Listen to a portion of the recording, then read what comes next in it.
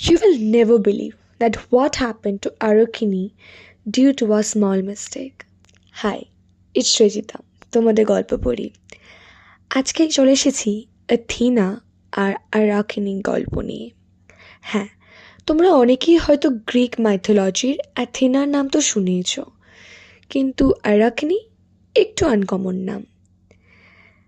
Ovid মেটামরফোসিসে এটার ব্যাপারে আমি প্রথমবার পড়েছিলাম, তাই যখন এই মাকড়সার লুকটা ক্রিকেটই করছিলাম তখন ভেবেই নিয়েছিলাম তোমাদেরকে এর ব্যাপারে একটু বলবো।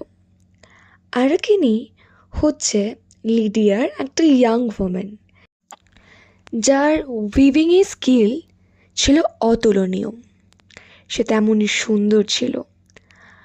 ওখানকার সবই মানুষ তাকে অ্যাডমায়ার করতো। আর যেহেতু তোমরা জানো অ্যাথিনা হচ্ছে goddess of wisdom and crafts including weaving, তো সবাই অ্যাথিনার সাথে ওকে তুলনাও করতো।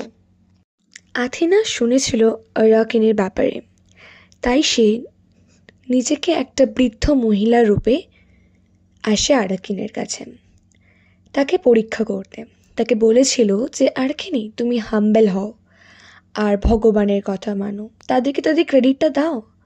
কিন্তু আরাকিনি নিজের অহংকারে বসে বলল she was better than any god, মানে সে ভগবানের থেকেও ভালো, হয়তো উইভিং করে।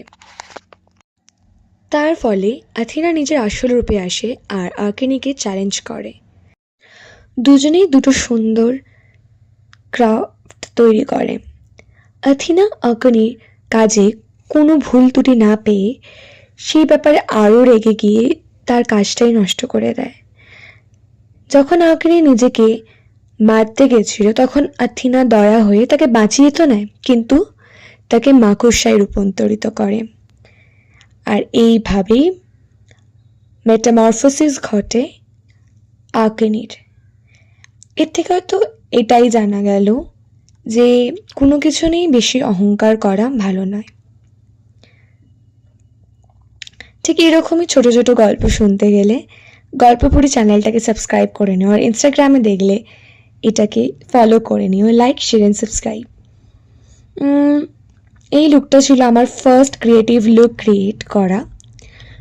আমার তো বেশ ভালোই লেগেছে, তোমাদের কেমন লেগেছে কমেন্ট করে বলো। আর এটা নিয়ে ট্রান্সলেশন ভিডিও তো অলরেডি পোস্ট করা আছে, আর সেটাও তোমরা অনেক অনেক ভালোবাসে দিয়েছো, তার জন্য তোমাদেরকে থ্যাংক ইউ। দেখা হচ্ছে পরের ভিডিওতে প্রত্যেক Tuesday and Saturday. Bye bye.